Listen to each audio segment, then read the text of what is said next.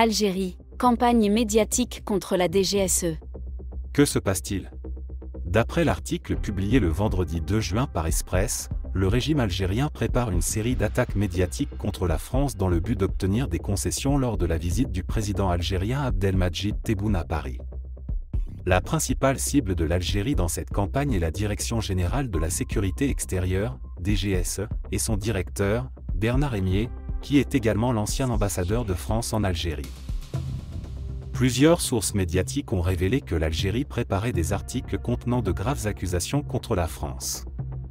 La première de ces accusations était une fausse information tentant d'associer le Maroc, la France et Israël à une prétendue réunion de complot contre l'Algérie. Cependant, l'Algérie n'a pris aucune mesure diplomatique telle que rappeler son ambassadeur à Paris ou rompre ses relations diplomatiques avec la France, ce qui laisse entendre qu'il s'agissait d'une fausse information. La raison de cette campagne médiatique semble être le refus de la France de répondre favorablement à toutes les exigences et concessions demandées par l'Algérie lors de la visite officielle du président Tebboune à Paris.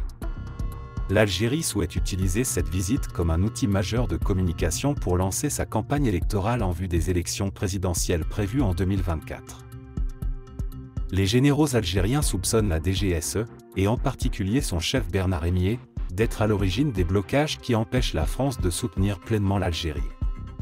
Selon les sources citées, le régime algérien attribue tous les problèmes de l'Algérie à cette institution et à l'État profond français. L'objectif du régime algérien serait de créer une crise avec la France en faisant croire que le problème réside dans la DGSE, afin d'obtenir des concessions de la part de Paris pour démontrer sa bonne volonté. Cependant, cette stratégie de manipulation ne semble pas fonctionner pour le moment.